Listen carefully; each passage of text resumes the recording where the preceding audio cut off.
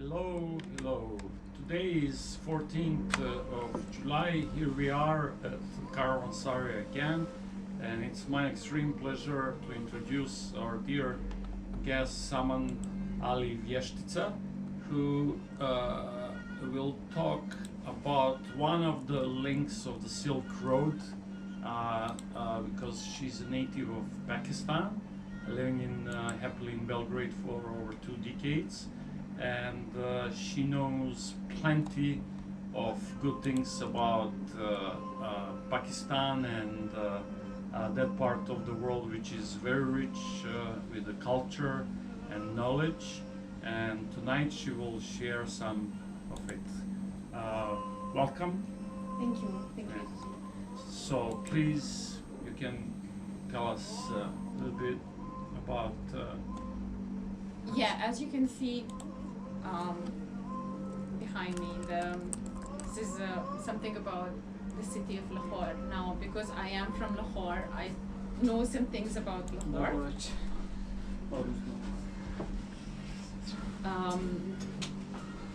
The idea that I could speak like an expert, so that's not really possible for me. My advantage is that I have lived there. I had a father who was able to share a lot with me about some things that are very, very essential when it comes to knowing that part of the world. It's one of the things that's really important to realize when we talk about different places is that basically we're just talking about cities are cities, you know. They look different, societies are different. When you go to a place that is very unfamiliar, it can look so different from what you know that you might think that it's very, very unfamiliar. But human life is really quite the same everywhere. In that sense, if now somebody would go to Lahore, it's the same thing. In the end, you enter the airport, you go through your immigration, you go out, there's a lot of people, there's shops, there's thieves, there's good people, there's bad people. It's, you know, it's an experience of a city. But every city has some aspects to its life which are unique also. And I wanted really to talk about some of the things that I think that are unique about Lahore. Okay, it's a very, very old city, but that's something that we can say about a lot of parts of the world. I mean, the world itself is very old. I mean, a lot of people will not agree who believe that it's 6,000 years old and so on and forth, flat earthers or whatever. But yes, the world is an ancient place. Lahore has been around for 2,000 years, so that's one of the things that is important about it. It is a very, very old place, and what was going on was that it's the mythical founders of Lahore. It's the appearance, the emergence of Lahore is tied to a myth. And the myth is about the 2 sons of Lord Ram and his wife Sita, who were, Sita at that time was not living with Lord Ram because he had banished her.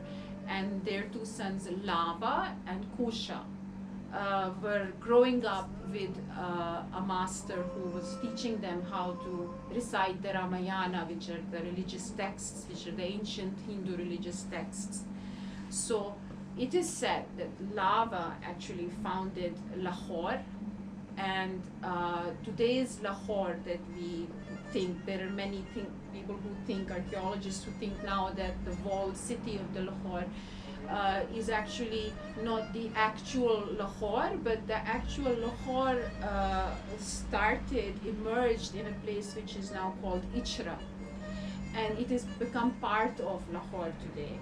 And Ichra is also from where I am in Lahore. Let's say my grandmother's old family house was there. So Ichra is connected with Lava, and Kasur is a place which is not too far from Lahore, and that is connected to his brother Kusha. And there is a very interesting story about Lava and Kusha. When they learned to recite the Ramayana, they appeared in the court of the Lord Ram himself, and he didn't know that they're his sons.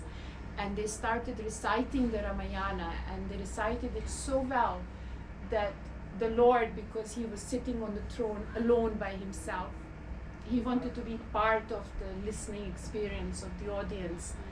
And at some point he left his throne, and people were so absorbed in listening to the words of the Ramayana that they didn't see that the Lord Rama has disappeared from the throne and he's become one of them.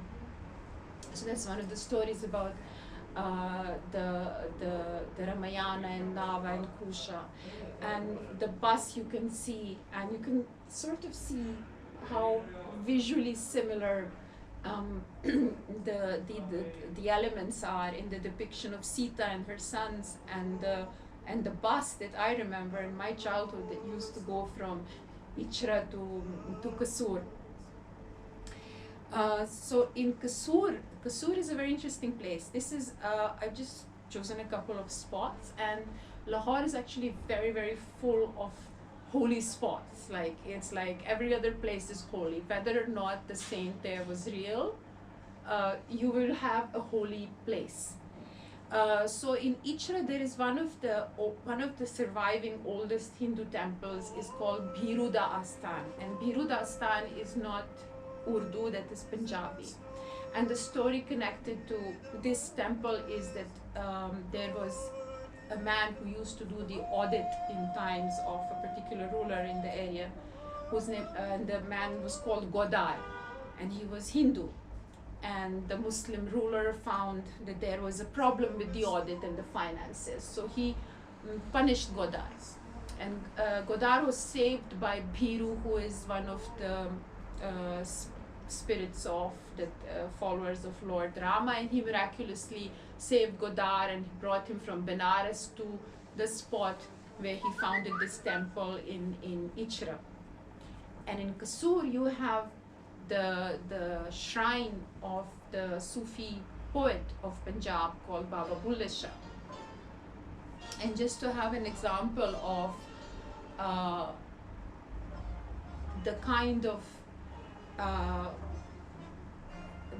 of ideas, the core of the spiritual ideas that was around, we can have a look at some of these little excerpts from Ramayana and Baba Bulle Shah's poetry.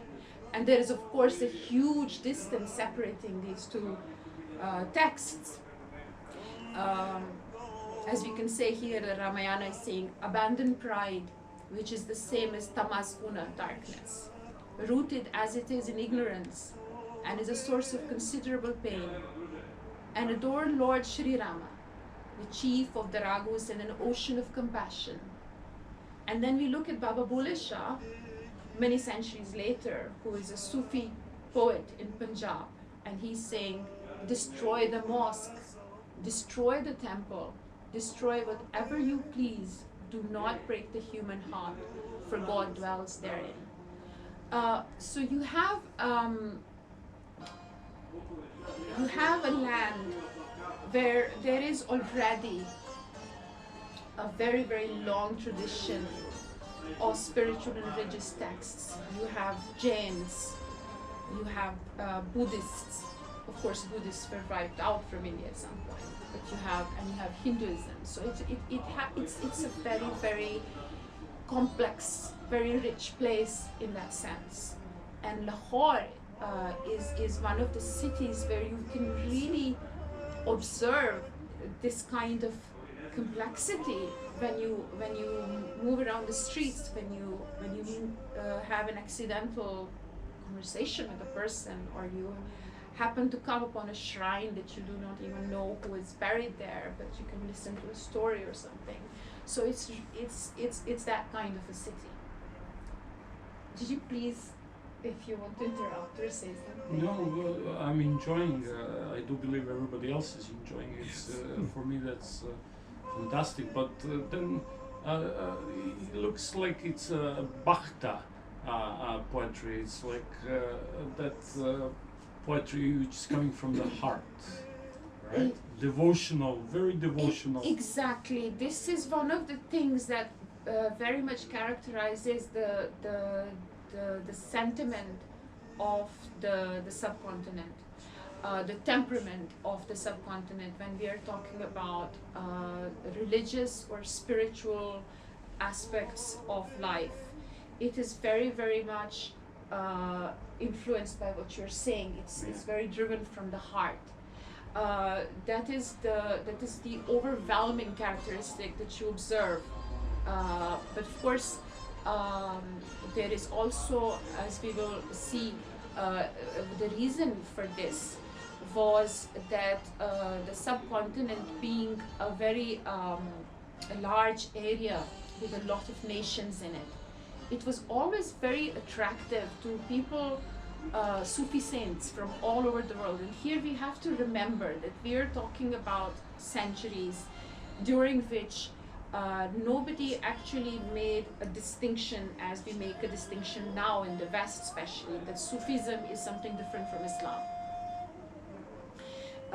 That kind of distinction, the way people make a distinction now, for example, you can go to Turkey and you can meet somebody and they will say, are you a follower of Mevlana? As if Mevlana Jalaluddin Rumi is somebody different from Islam. You can be a follower of Mevlana, but you are not a Muslim. There wasn't such an idea. We are talking about the centuries. For example, we are talking about Lahore is an alternative name for Lahore is the abode of the giver, Data ki Nagri. Excuse me. And the name was given after a Sufi saint who came from Ghazni, which is in today's Afghanistan, and Ghazni then was part of Persia. And Ganj Bakhsh Hajviri, the saint, he traveled. It was the practice in those times, and we are talking about the 12th century, somewhere like that. It was the practice during those times that people would seek knowledge in the pan-Islamic world that used to exist. People would seek knowledge, and they would go to Syria, and they would go to Palestine, and they would go to various centers wherever they could seek masters from whom they want to learn, and they would seek knowledge of Islam in all its aspects. They would learn about jurisprudence. They would learn about the mystic ways, everything together. There wasn't so that's the time when which we're talking about now. So Lahore and Data Ganj Bakhsh Hajviri, as he's known commonly, it means the bestower of treasures. Ganj Bakhsh is the bestower of treasures, and he was known like that. He chose to remain in Lahore after he had finished his travels. He came to Lahore and he established himself there. And why was he called the bestower of treasures? Because it is said that he was able to impart to people what they wished for. And now this is something something that we can discuss, because, for example, now people go to the saint's grave and they will pray there. It is also one of the traditions of Lahore. When you enter Lahore, the first thing you do is you go to the saint's tomb and you offer a cauldron of rice. You pay for it, and it is something we call langar, and that means that that place, the grave of the saint, is the place where people can come and they can have food for free. For example, if you have a need. If you have a need for clothes, if you are perhaps stricken with poverty and you need some money, there is a constant giving going on. And that has not stopped since the time of the saint himself living there. It still goes on. There is a very a particular system of collecting the money that people leave there as donations. There is a system of people coming and giving money for preparing food, which is distributed among the poor. And if somebody comes to Lahore and doesn't have a place to stay, they can simply go inside and sleep and eat and stay there as long as they have whatever business they have to do. Now, this is one of the things. And the other thing is that people come to pray. And mostly they will pray for a better job, a car, to win the elections, for their enemies to be defeated. People pray for all kinds of things. All kinds of people go there. The transgenders, the prostitutes, the murderer, the pious man. But this is the thing about the place. It is a place which is inclusive. Everybody is welcome to this place to pray. But of course, it is up to you. If you are going to approach the one who can bestow something upon you, seeking that your enemy in the elections is destroyed and killed somehow, or are you going to ask him for peace of heart and mind and knowledge? You are the one who is asking. So this is the kind of place. Datta's shrine is one of the biggest shrines, but Lahore is full of shrines. And not just Lahore, but Pakistan and India are full of shrines. Sufi saints kept arriving to this part of the world throughout the centuries. And this was a constant process that you could see going on in the Islamic world, that people would seek knowledge, and after having reached the point where they can impart knowledge to others, they would settle somewhere, choose a spot, they would start serving people of any kind or creed. They would serve them, but they would also impart knowledge. Because why? Because there is no point imparting spiritual knowledge to a hungry man. You must first feed him, clothe him, and look to his immediate needs, and then you can start speaking about spiritual needs. So this is why these people were so attractive. This is why so many people accepted Islam to the areas where they were going, especially in the subcontinent. And we're talking about prior to the arrival of Mughals, what was happening in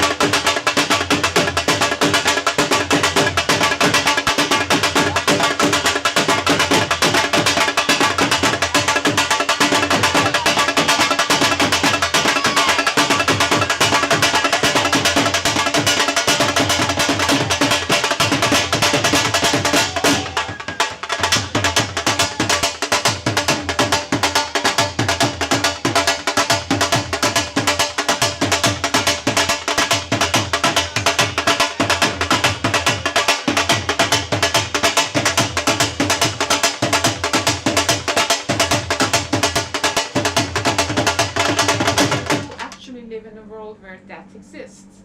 So this kind of an occasion, this kind of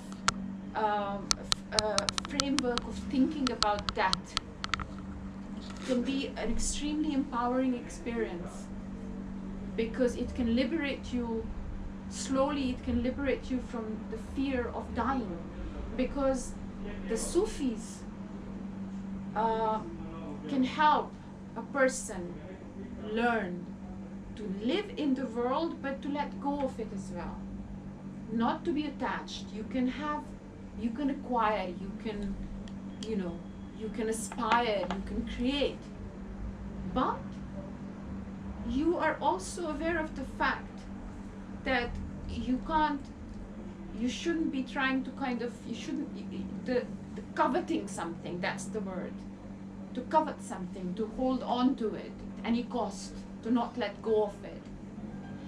That's where we have a problem, because that is letting go. And the Sufis were there to help people, simple people, live their lives more peacefully than otherwise, and also to learn that we are going to have to let go and move forward, because the journey is going on. This is what they would say, right? That's not the end. We are experiencing a stage. We are going through a place, and the place is very real. None of the Sufis will tell you that this isn't real. This is very real. This is why it's going to have a lot of consequences. This is why it's very important that we are actually consciously making the journey, and that we are ready to move on to the next stage of the journey, even though a lot of things there are unknown to us, and the Sufis will say that. A lot of knowledge belongs to the realm of the unknown. You cannot know everything, but you can know enough. And this is what they were doing. This is what their presence was doing among the people. This is why they were such a source of comfort, and this is why people were so attracted to them, of all kinds of beliefs and faiths and practices. Can you bring my presentation back?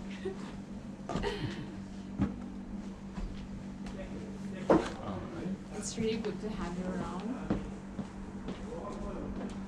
So I just need to bring it back to the screen, right? Okay. So we've seen the You don't have it over there. So Aha, how okay. come we lost the contact there? No idea. Maybe it wasn't set up to begin with. 1 second. Where's the? if you go to It the was. next slide. We had in the beginning, remember?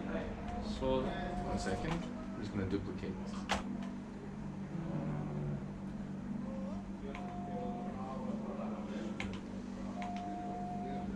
You see, I mean, nothing in the world is possible without IT people. Not really that IT, but yeah. You are an IT person, aren't you? Not for this though. now, Okay, not this. This is basic. okay. Let's say. That's basic. Yeah, So it's before it's my incompetent effort to embed the video, and I really wanted to embed it. No, but you embedded it properly. It works. So It worked. before you move to Yeah. the next subject, a little bit more about this very Asian, South Asian Sufism, which is obviously strongly connected to pre-Islamic religions and cults, right? Because the Hindu sadhus in Hinduism, and even in the Buddhism in Tibet, and now we were talking about it's very esoteric knowledge which was incorporated in Islam. So you mentioned Mevlana and Hujwiri, and all these guys were talking about the same thing, that this present life is not the beginning and the end. We transform constantly, and the Rumi said, like, I used to be a mineral, then I used to be a plant, then animal, now I'm a man, and my next level might be something which is above the man, right? So it seems like the Sufism is talking about that, I would say, crystallization of our divine being, right? Yeah, because the message can never be different, because we know that whenever truth was imparted, it was always the same, because truth cannot be divisible. And this is exactly what was going on in India, that it was the Sufis were able to embrace It was very inclusive, and this is a fact that when the Mughals arrived, they said that the people of this land are the people of the book. You know, in Islam, you have like in the strictly Shariat sense of saying Ahli Kitab, who are the people of the book, the Christians and the Jews and the Muslims, whoever was given a book. So we are but that's another discussion. But what you're saying, of course, that's connected to the fact that our spiritual experiences, no matter where we are, who we are, cannot be different from each other, because the human heart is not different anywhere. Our reality is not going to become different because we live in one city or another city. The reality is unchanging, and we might have our own ideas and various theories of how we would like to have things. The only problem is that none of that can actually change reality. So the Sufis or the mystics or the ancient sadhus, of course, because when we looked at Ramayana and when we looked at the Sufi poetry of Baba Bulleh Shah, why do we see similarity and common grounds? We see because all of them are talking about the same thing. Whoever has recognized some aspect of the truth is going to immediately recognize the connection of it with somebody else from somewhere else, speaking about another part of the same truth. They have a common ground, they have a common language. It's something that we all share, it's something so essential, you know. So, moving on, I would just like to say that it was not just Tata Ganjbash Hajveri who came to India. Some of the other really bigger saints were also included. For example, Baba Farid Ganj Shakar. That is very interesting. He has a treasure of sweetness, you know, and he also settled in today's Pakistan when he came, and we are talking a long time before the Mughals actually arrived. And then you had Nizamuddin Aulia. You have before Nizamuddin Aulia, actually you have Khwaja Muinuddin Chishti in Ajmer, which is Ajmer is in India. And you have Amir Khosrow, who was Nizamuddin Aulia's favorite disciple and student, and we will look into them a bit later. But all these Sufi saints, they all came to India during a time which was also very tumultuous, in the sense that there were a lot of different dynasties at that time, changing hands, power changing hands during those dynasties, you know, before the Mughals finally came. And when the Mughals came, what happened, one of the very interesting things that happened was that the Naqshbandi school of Sufism, generally it is said that there are four main schools of Sufism: the Naqshbandi, the Sohrawardi, the Chishti, and the Qadri. But the Naqshbandi are considered to be the most sober of them all. When you were talking about the ecstasy, the ecstatic element is present in, for example, the Chishtis and the Qadris far more than in Naqshbandis. The Naqshbandi, for example, do not have the kind of ecstatic ceremonies that we saw, or the zikr ceremony. They're very, very sober. They insist on sobriety. They have a silent zikr. Yes, they do prayer and zikr in a very different kind of way, which doesn't mean that they disapprove of this. It's a matter of temperament. I remember my father telling me, because he was also from the Naqshbandi Silsila, and he said to me that when he wanted to join and to do Bait is when you actually formally accept a Sufi master as your teacher to follow his teachings. He was told by his father, wait a little bit, you like to listen to music, Qawwali, for example, the devotional music. You're not for the Naqshbandis. Maybe you will realize that you're more for the Chishtis. So it's a matter of temperament. These are things that depend upon your temperament a lot. But the thing about Naqshbandis was that when the Mughals came, particularly when the Mughals came, the Naqshbandis formed a very symbiotic relationship with the rulers, especially Akbar and Akbar's son Jahangir. And during the rule of Akbar and Jahangir, it is that we see Lahore becoming the capital of the Mughal Empire, and Akbar managed to consolidate power at that point of the Mughal Empire. And why are we saying Mughal Empire? Because Akbar's relation to the Mongols, it was through his mother's side that he is connected to Genghis Khan. Not all of the Mughal emperors were that directly linked to the Mongols. It's just that one connection that as a matter of fact, they're more connected to Tamerlane. Exactly. Who was a Turkish descent, but he was manipulated Mongols in order to get in. But he also claimed that he descends from Genghis Khan. He was actually acting as a descendant to delude them, and then when he took the power, then he was fancying more Turkish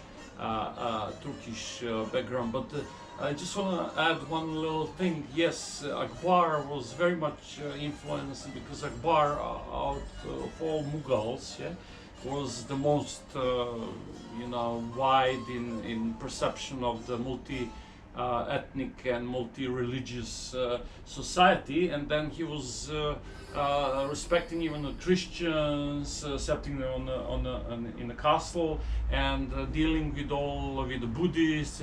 But there is on the beginning he was very much influenced by the Yehudi Naqshbandi order, but before he died, he was very much associated to Miahuddin Chisti. Yes, he used to very often. He used to actually go on foot, all the way to Ajmer, to pay his respects to Khwaja Muinuddin Chishti, and this is very true, of course. And when you were talking about the broad-mindedness, that is actually one of the things that we keep forgetting now. That at that point in time, there was a huge consensus in the Islamic world that Islam is a very pluralistic religion. There was a lot more pluralism in Islam during those times than now. And there was very broad consensus in the sense that the Sufi orders were very compatible with the ulama. Now when we say mullah, or we have a different connotation, we are forgetting that the ulama, for example, during the Mughal rule, the Naqshbandis were there to provide spiritual guidance to the rulers, and in between of the ruler and the Naqshbandi Sufi saint were the ulama, or the scholars of religion, whose job was to provide simple guidance about simple matters in the mosques to people.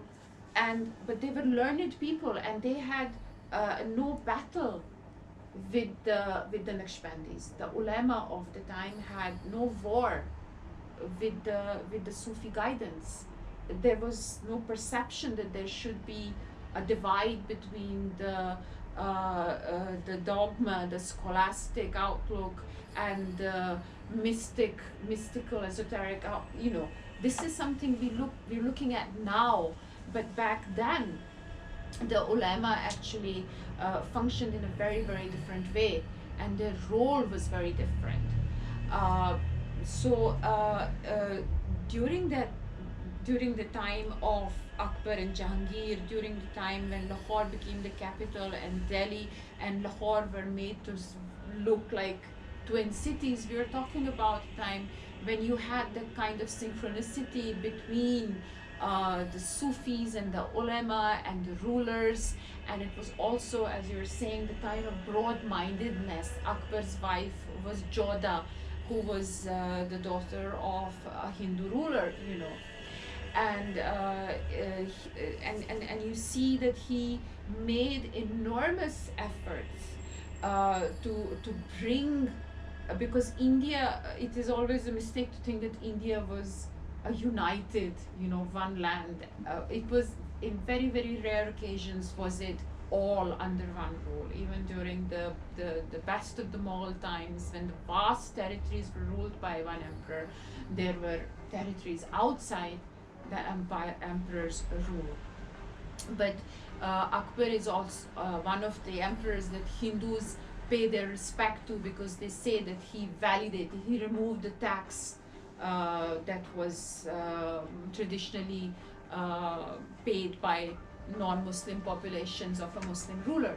Unfortunately, now I've been reading that under the present government, Indian government, history books are being changed, and not only are the names of Gandhi and Nehru being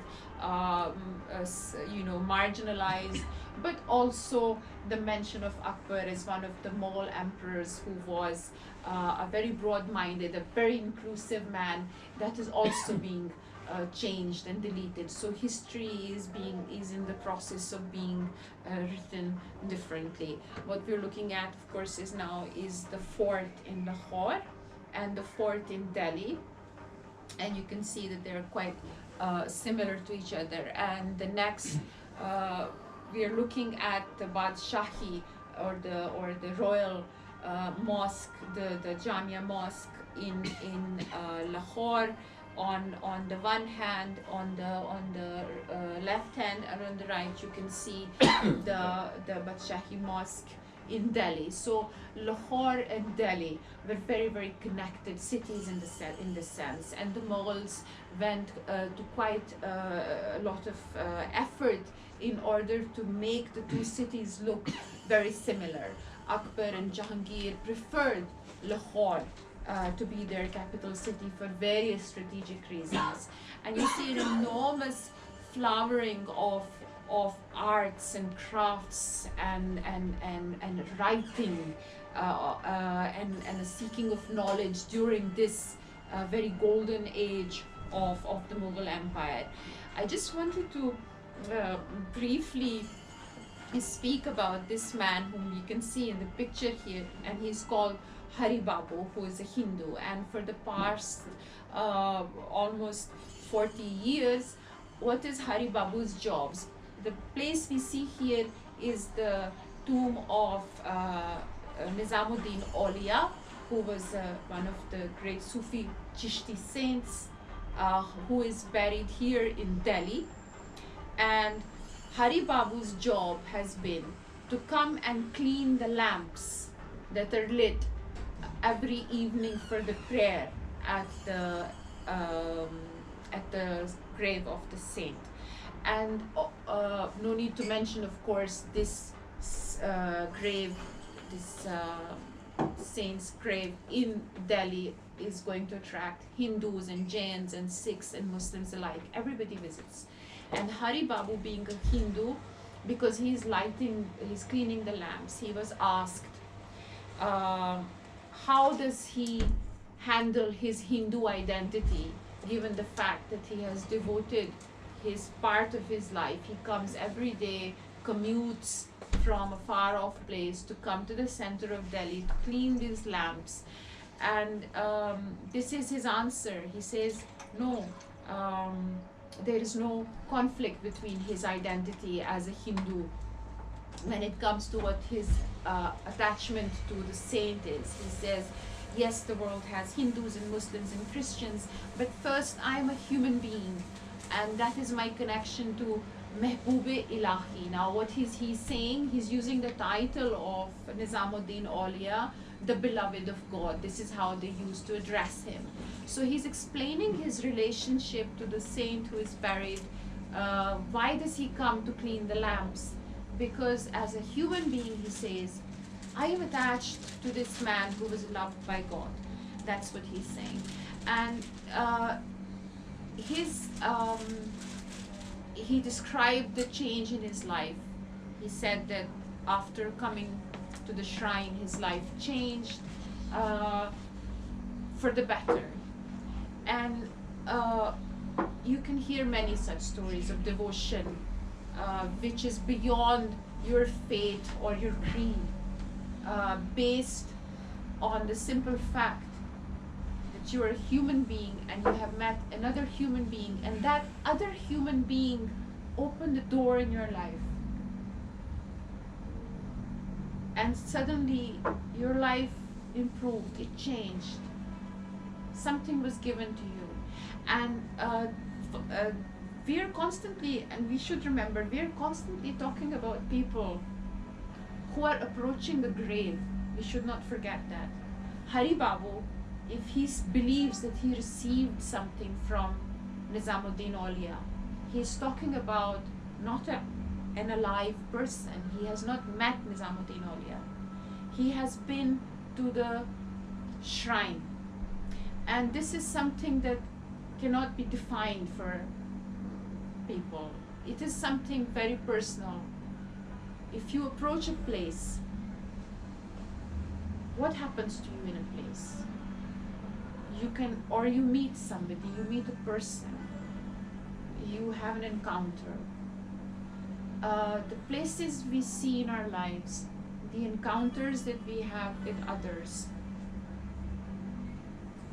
I think that they are perhaps more important than we usually pay attention to them. And there are certain places where people go to seek comfort.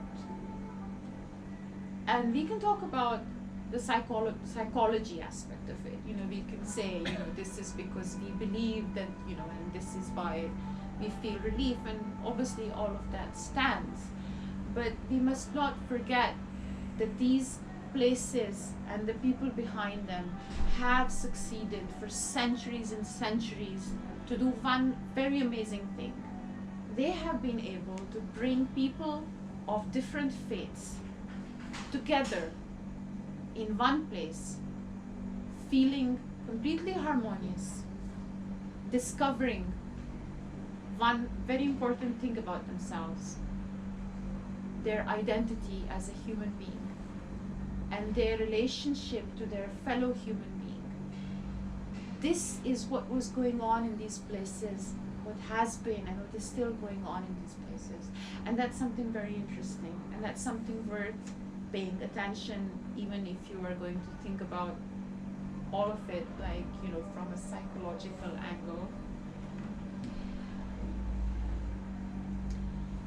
So here we have Akbar, Jalaluddin Akbar, and his son Jahangir, the two of the most celebrated Mughal emperors. The six of them. There are six of them who are who stand out the most. There was. Would you agree the Babur also belongs to? Of course, Babur was also. He was one of the first. He was the first to consolidate power. Babur, and then Akbar and Jahangir, and then Shah Jahan and Aurangzeb. All of them had something to contribute. Akbar and Jahangir, however, were the two that were considered to be the most broad-minded, who were able to give India that extremely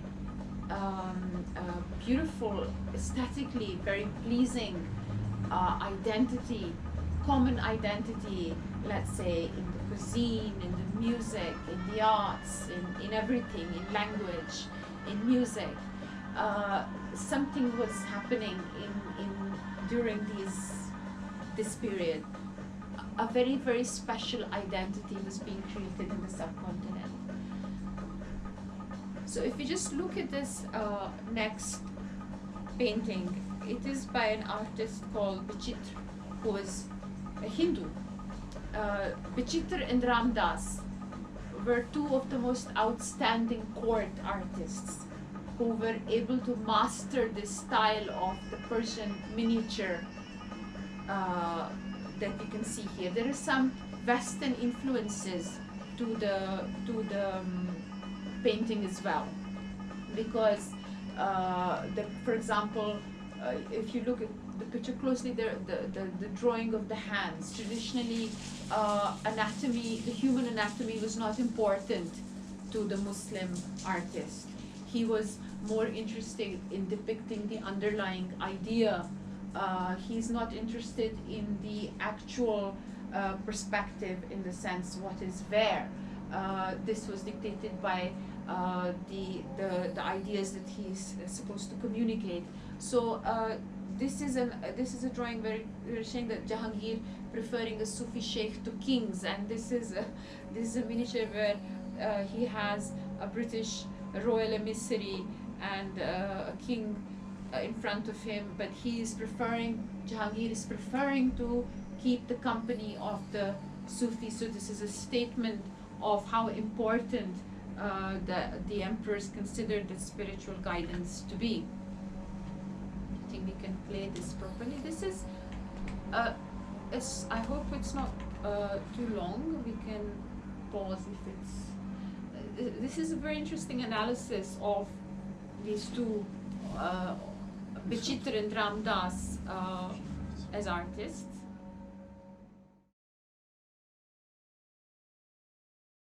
Hello, my name is Emily Hannam and I'm Assistant Curator of the Islamic and South Asian Collections here at the Royal Collection Trust. Today we're in Windsor Castle and we're in the paper conservation studio of the Royal Library.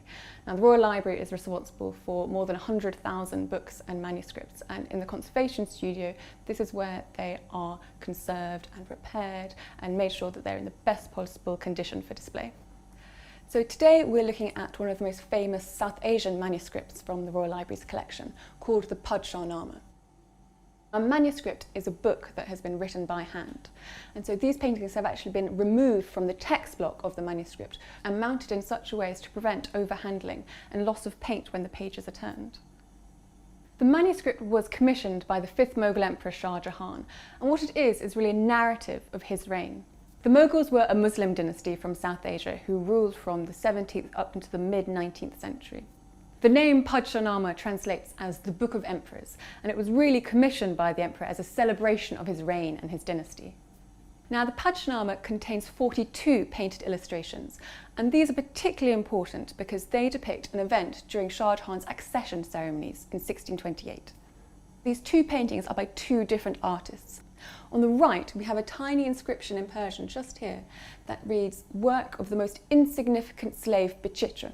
The term slave here is not meant literally, it's really a phrase of humility, and it's very symbolic where he's positioned his signature right under the feet of the emperor. On the left-hand side, we actually have a self-portrait of the artist, and his name is Ramdas, and he's written it on the folder that he's holding.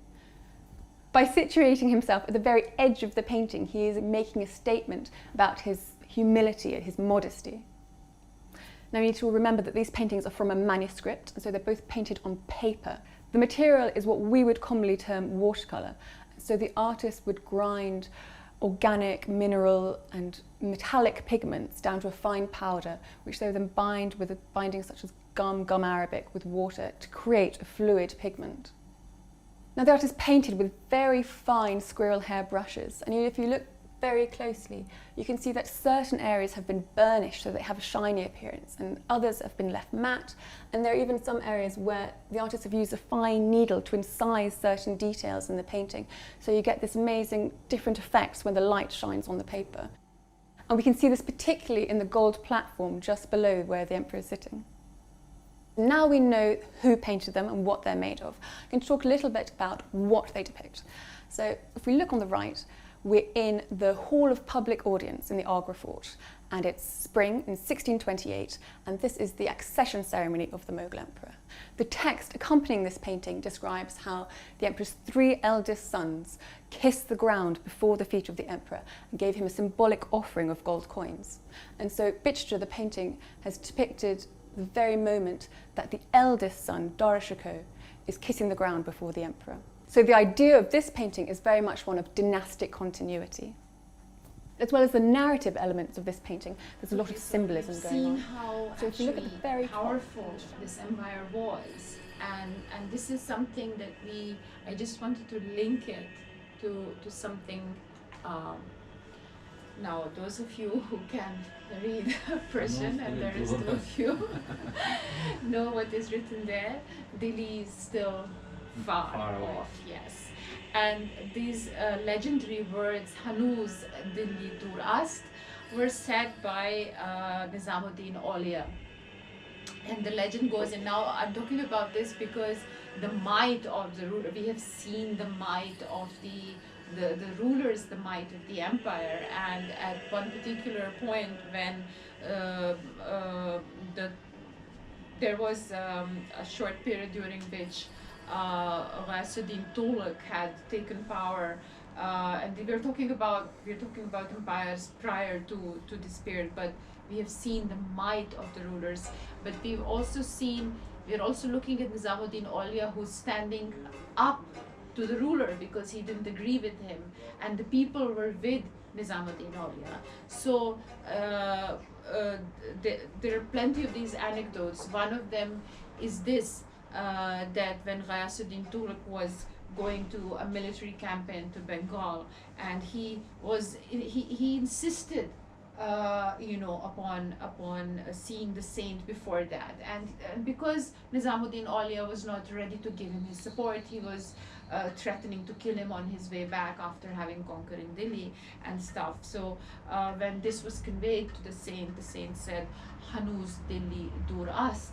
And what happened was that on his way to the military campaign, the enormous tents that were put up for the rest of Ghasuddin Tughlaq on his way, he was supposed to rest and recline there. It simply demolished, and he died. So before he reached Delhi at all. And Nizamuddin Aulia was also famous for avoiding the visits of rulers. For example, when he was told by his, and here in the picture we can see his favorite disciple Amir Khusro, who was sitting before him. And Amir Khusro was received at the court. He was a court artist, and he is the inventor of the two main instruments of Indian classical music that we know, sitar and tabla. He was actually the inventor of these two instruments. Among others, he was an inventor of many of the ragas that are played in Indian classical music, and some of its very interesting forms, like the form tarana, is also invented by Amir Khusro. And not only that, Amir Khusro was responsible for actually picking up the sweetest dialect, because Urdu was not a language that had emerged. Lahore was one of the centers of Urdu among Agra and Delhi, and Lahore had its own place. Amir Khusro is also credited for developing the dialect that ultimately became Urdu, because his mother was a Hindu woman, a woman from India, and his father was from Persia, and he found it interesting to combine the linguistic elements in his poetry, because he was a poet as well. And what he did was that he popularized a particular dialect that was emerging, which had elements of Turkish and Arabic and Farsi, and which would become the present Urdu. He combined them, and he not only did he write songs for the popular use. For example, he wrote wedding songs to be played at wedding ceremonies. He also wrote for his master Nizamuddin Aulia. He wrote a lot of poetry that addresses Nizamuddin Aulia. We might think that he's talking about a woman he loves, but actually he was talking about his teacher and his master in that poetry. And he would use some of the verses are in Farsi, and the rest of the verse is in what we now call Hindavi, which became Urdu, and it's a very, very sweet combination. So we have seen, when we look at the Sufis, and when we look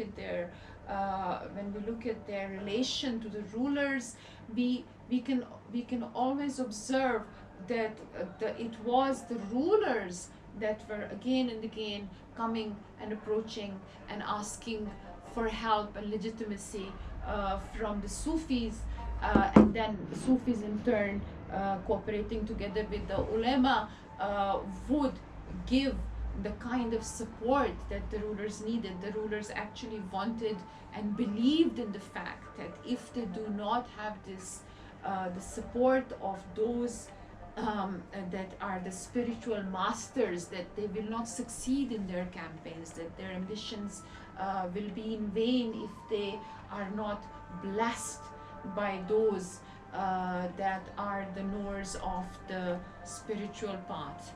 So it's this is one of the examples, and again we have a little video that I will try to, because I have a link, so I will just directly go to the link. I just wanted you to hear, because Amir Khusro was also, Lahore, you know, is a center of qawwalis. If you visit Lahore, and qawwali is a very particular form of devotional music, and if you visit Lahore and you visit one of the shrines, and if you go to the Urs especially, you will be able to hear qawwali from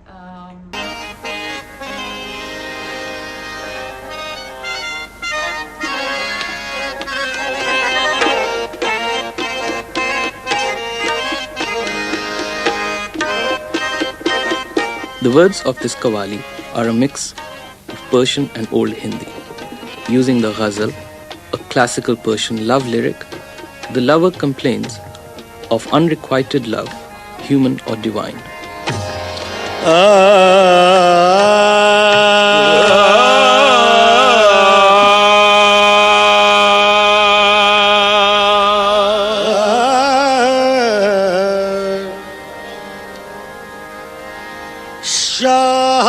az karam suve ma yak nazar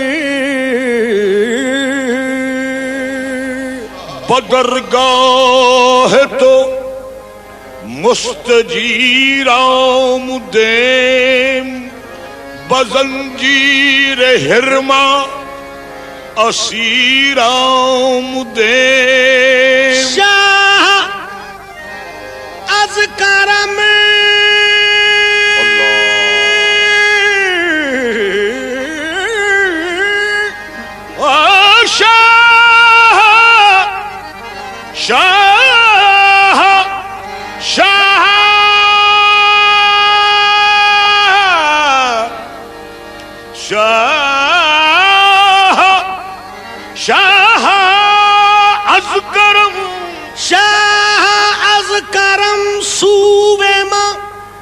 یک नजर कमिस के गरीबा फकीराम them अजज़े हाले मिसकी मकुन का गाफुल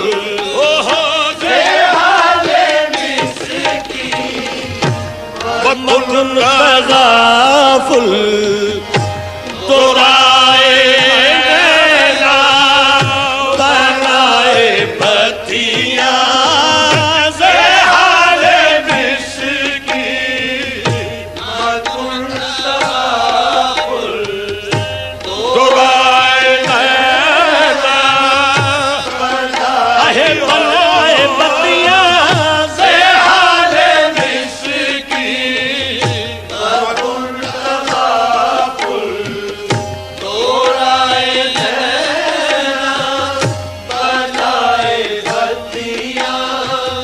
से हाले मिसकी से हाले मिसकी से हाले मिसकी से हाले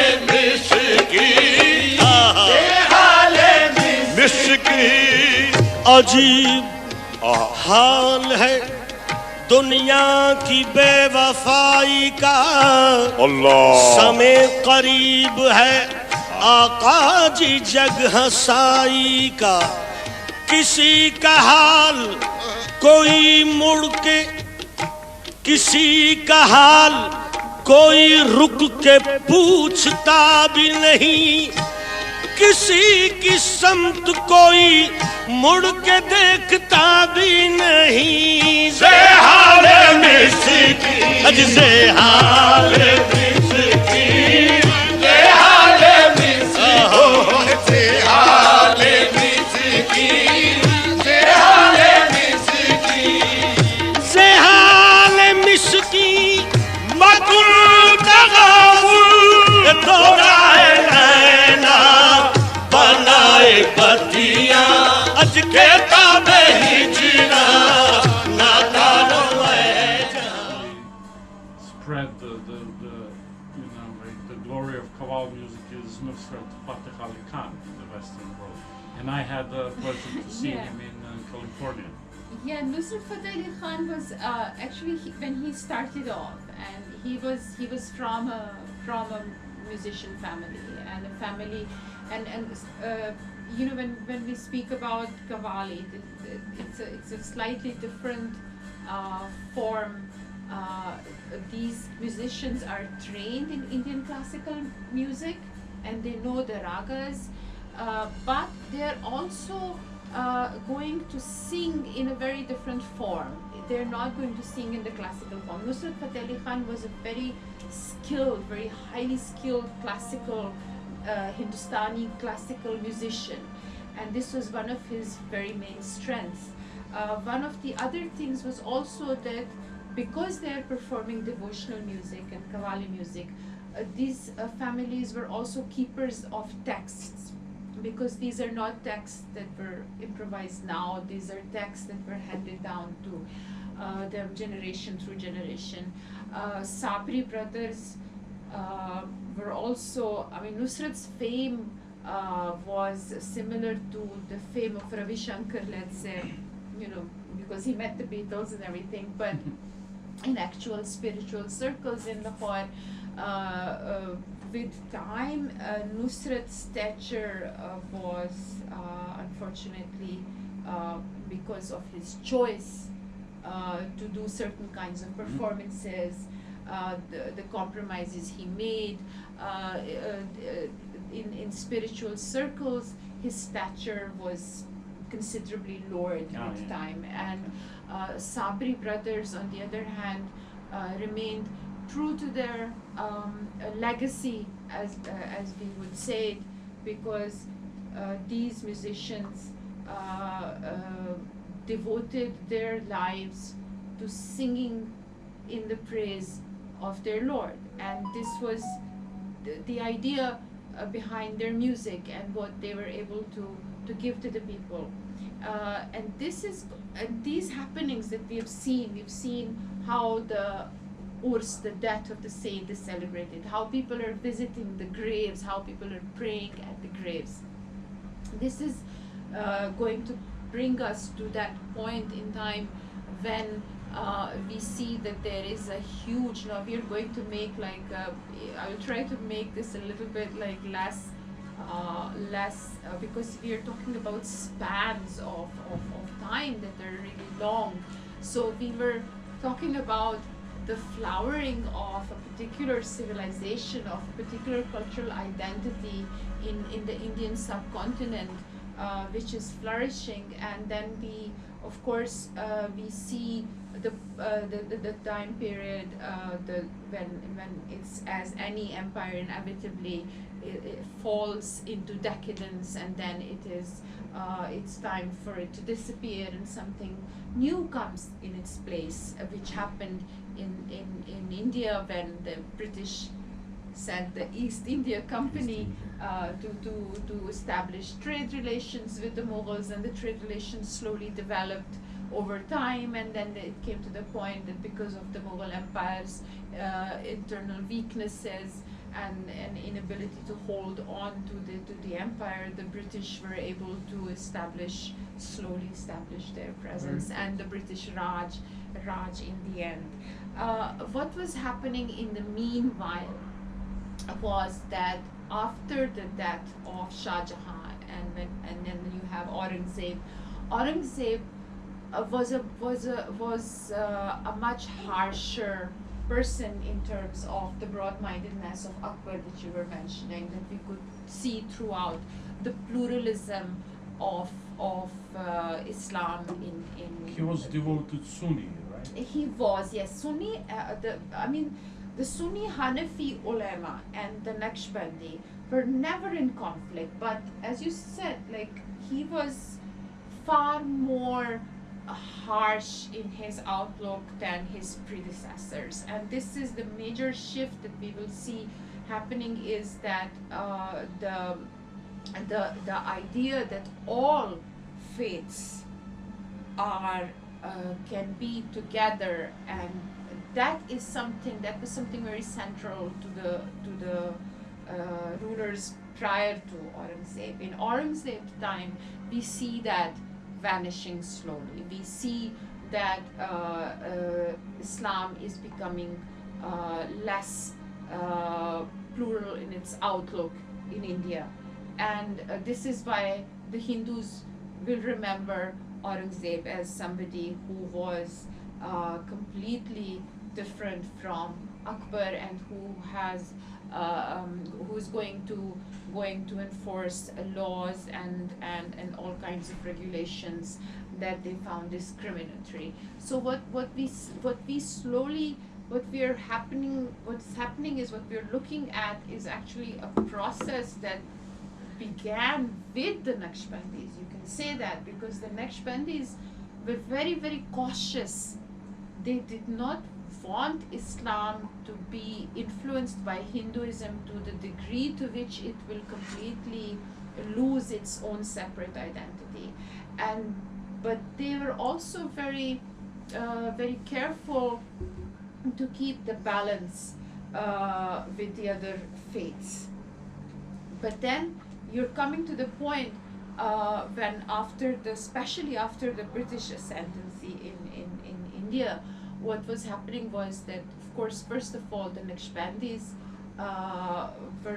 they had no role in the political scene. So although the British did validate their presence, they gave them some kinds of lands or assets. What happened to the ulama was actually the problem. That's where the problem happened, that the ulama lost the guidance that they had from the Naqshbandis.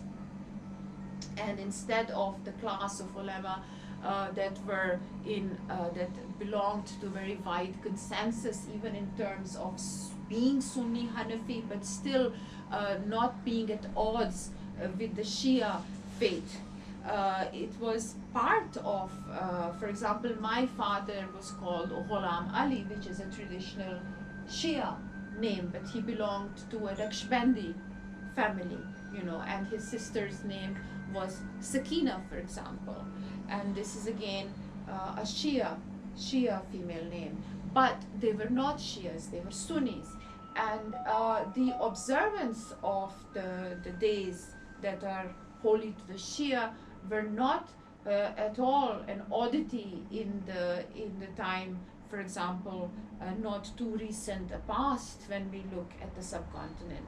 It was much later that we see these kinds of divisions appearing, and they're very much connected to the vanishing of the ulama as such, as a class of people, and their replacement with the quasi ulamas that we see now, that we connect and associate more to exclusive attitudes, to what we now say fundamentalism or Wahhabism, what we now see. This is a very, very far cry from the class of ulama that simply vanished at some point of time after the ascendancy of the British in India. So drastically different situation. I just wanted to make a little comparison. In 2010, in July 2010, a suicide bomber attacked the shrine of Data Darbar. This was something unthinkable, and I remember how shocked I was, because I read it in the news and I was thinking, because from what I remembered was that people were so scared of offending the saint, by doing something that is offensive. that these were the places that everybody knew this is off limits. But for a suicide bomber from inside Lahore to do this at the shrine of the patron saint of Lahore and one of the greatest living saints was something unthinkable. But it did happen, and it signified something that to me was, I felt, and also from my personal exchanges with people that I personally knew in Lahore, I knew that there had been a major shift in thinking. And the major shift in thinking is very much connected to the text that you can see on the slide, which is connected to the events of 1924. We have been talking about saints and the graves of the saints and the things that happen at those graves and what people experience. And this is exactly what the Wahhabis had a problem with. They said that the graves, the adoration, that you're adoring a grave, that the grave must be destroyed, that this is something against Islam. This was an element of religious thought, if we can call it such, that had never been present before in the entire history of Islam, in its various schools of thought, in various parts of the world. This kind of idea had not raised its head. This is why it wasn't strange for Sufis that had traveled through the Arab lands and through the Persian lands to come to India and to go to pay their respects to a great master and a saint who was buried somewhere. It was not an oddity for them to do this. The oddity that appeared was in 1924, when the Wahhabis entered the Hijaz for a second time, because this was their second attempt, the first one was not so successful. And they carried out a massacre, and they carried out this massacre and demolition in a place called Jannatul Baqi, which means it was the graveyard where the closest companions and the family of the Prophet were buried. And they desecrated this graveyard because they believed that the graves have to be destroyed. They also have it as a central tenet of their faith that the grave of the Prophet Muhammad should also be destroyed, because going to a grave and praying at a grave is against Islam. That for some reason There is, if you yes, allow please, me, please. there is another way they rationalize this, if I may say so, rationalize. But it has to do with the eschatology of Islam. Everyone who is buried, it should be resurrected on the Yawm al-Qiyamah, day of Yes. judgment. So if there is something above his head, then he cannot be resurrected that easily. So in order to make God's job easier, they say that they should remove all the gravestones. So that is the way they explain it. It's very interesting when people, develop these ideas and theories about how God goes about doing His business. So yeah, this is one of the I believe, I mean, I'm also sort of familiar with some quite elaborate theories, behind why we should not evoke. For example, they say we cannot say Ya Muhammad. We should not call upon the name of the Prophet because he's dead. Yes. Things like that. Yes. So, Yes. so all of these things that we have seen, the ceremonies and the dance and the singing and the praying and the people of different creeds coming together in one place, all of this for them is obviously something that is against the religion and it must be punished. So this is the result, was that this suicide bomber goes to this shrine, and the shrine that feeds thousands of people every day and helps thousands of people every day and comforts them and brings them together as human beings in one place, was destroyed in this suicide attack.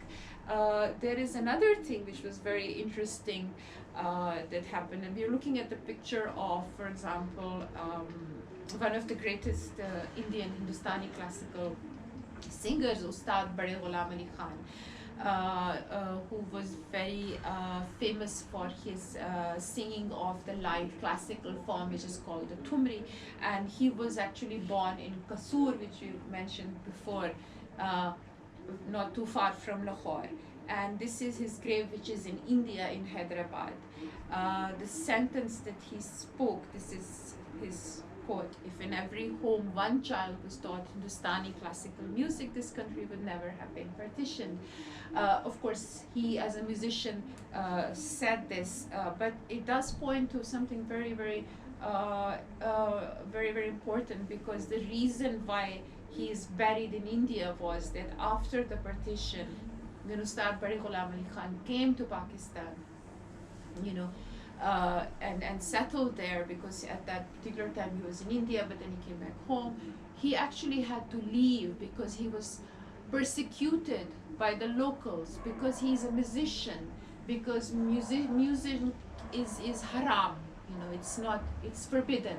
So they put him on a donkey and they made a garland of shoes and they put it around his neck, and then they paraded him around the streets and degraded and humiliated this man who was one of the greatest singers of Hindustani classical music ever,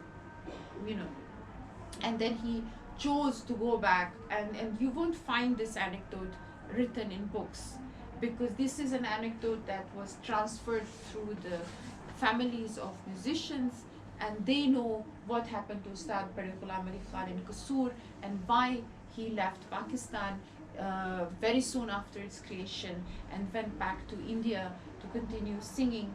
And this is in fact what happens when you have the empire that was flourishing, and we saw that it was flourishing in a place where there were so many identities. And even when you say just Hindu is not just one identity. There are multiple identities when you say Hindu. You're talking about the Rajputs and so many different castes and layers of society. And you're talking about the Jains and the Sikhs and the Buddhists and the Christians and the Muslims, of all different kinds of schools of Islam. So you have an identity that was common to all of them. There was a language that they could all sing the songs in on the weddings that Khusro was writing, and there were places that they could all meet at, and there was food that they could all eat and share. So there was that wide, very broad sense of identity was what actually got lost because of the partition. Now, it is a completely different and political discussion whether the partition of Pakistan and India was necessary or not. There are so many theories about it. But if you talk about what's happening to people, what happened to people living on either side, what happened was that everybody experienced a loss. Something was lost. Something that is not so easy to return. Something that we've seen in the prior slides, the way of life, the way of thinking, the synergy, the synchronicity, the harmony that can be found, that was gone. And it's very, very difficult to go back. Pakistan felt the need to disown Hindustani classical music, because it is first Hindustani, then it is music. And as time went on, of course, things kept changing, and here you can see the quarter of the city, which is called the Badshahi Mahalla or the Hiramandi. This is the area where the courtesans used to perform in the older times. And the fact is that some of the most brilliant musicians, classical musicians and singers, appeared precisely from this quarter of the city. Of course, there were women there who were prostitutes, but there were also women who were just singers or dancers or poets. And in fact, the great poet Iqbal, the visionary poet Iqbal, who's credited with the dream of actually forming a Pakistani state, used to visit very often, because at that time it was not possible for a poet, for his poetry to be sung unless he approaches a singer who can sing it. And this it was a tradition in many families, noble families, that they would send their sons to the courtesan's house to learn good manners and the etiquette of being in fine company. So what happened with time, of course, is that, as we have seen, the classical musicians were banished, and the place became reduced to just prostitution. And finally, even that was moved from and now it's become a food street with just a few of the areas where there are dancing girls and who are offering sexual services. Now the entire thing is happening online, over the phone, just as everywhere else. I just wanted to end with there's a lot of people who are addicted to heroin in Pakistan right now. Societies, and this is the smog, and you can dimly view the symbol of Pakistan. It's called the Minar-e-Pakistan, the Tower of Pakistan. It is supposed to symbolize the political emergence of a Muslim state. But what is the identity of this Muslim state? Is it possible that in the building of this Muslim state, that a very important part, a very important element of identity was actually lost on the way?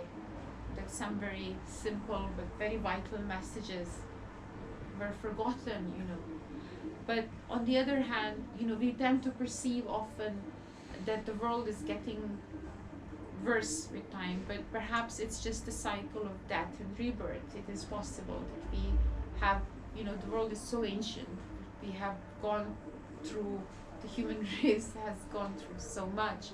So it is not that odd that this last bit, as I took a little quote from Ganjbakhsh Hajveri's book, where he's saying, high and low alike are content with empty professions. Blind conformity has taken the place of spiritual enthusiasm. The vulgar say, we know God, and the elect, satisfied if they feel in their hearts a longing for the next world, say this desire is a vision and ardent love. Everyone makes pretensions, none attains to reality. And this was written centuries ago, but we can identify with that.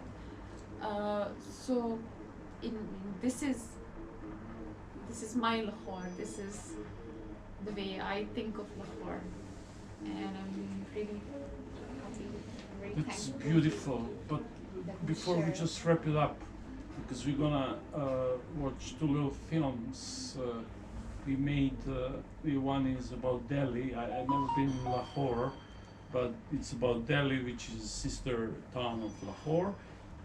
And that's about the ceremony, the devotional ceremony where people throw the roses on Nizamuddin's Uh-huh. grave, Yeah. which for me there was unbelievable fascination, and it says totally opposite, from what radicals wants to do to raise any kind of the remembrance on the holy people. I think it's in favor of Islam that we know a lot about their holy people, because there's so much. Like when I was in Iran last time, they asked me, "What do you know about Islam?" And I said, "I know it's a big tree where there are a lot of fruit, and I can reach some of them and enjoy." And I'm pretty sure will be much more left for me to try. And they like that. So that one film is about that, and the other one is about Kashmir. And I wanted to ask you, because you just actually answered my question, but maybe we can go even more precise. Like India and Pakistan split, yeah, and then you said that's like taking apart unity and something which was much more sophisticated than just two countries taken apart. And then there is a Kashmir, which is still there, and it's a big fuss about it. A lot of people think if the third world war starts, it will be there, because it's China, Pakistan, India, potentially America, and Russia. And we know in the big game in the 19th century was going on there, and everybody was surrounding around the valley of the Yeah. heaven, right? And it's still there.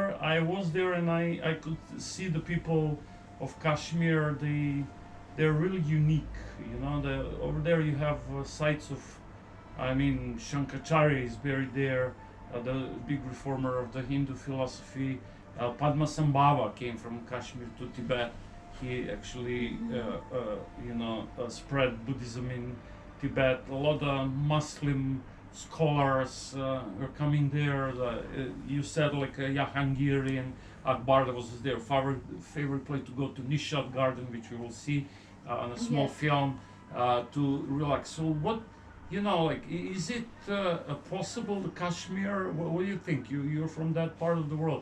Is it possible that Kashmir might be the nucleus for people to get back together again, or we will witness another thriller situation where all these powers are trying to be big shark will just swallow another piece of land and make people even more miserable?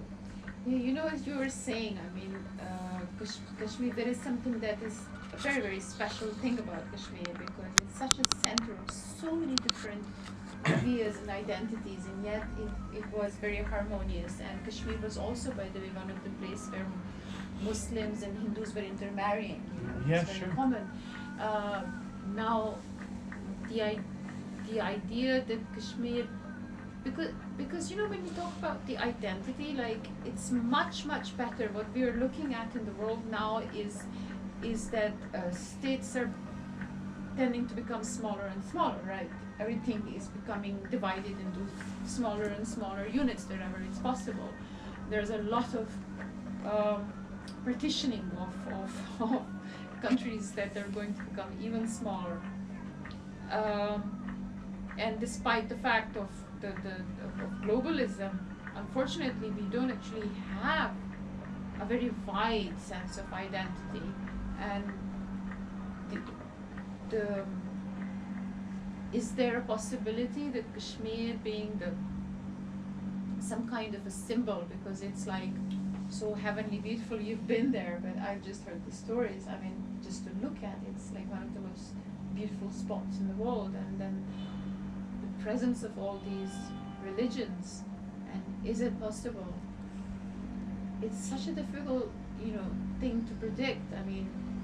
Right now, like, if you are just looking at how the direction in which things are going, you wouldn't be able to be optimistic about something like that. On the other hand, you never know, because I think that the choice, the idea that we should never ever think that hope is lost. We should never ever think that things are completely dark.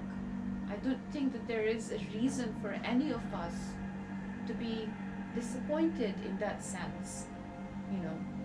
And I think that cynicism is actually the worst thing that can happen to anybody or any nation. When we become cynical, we are not even going to make an effort to make anything better.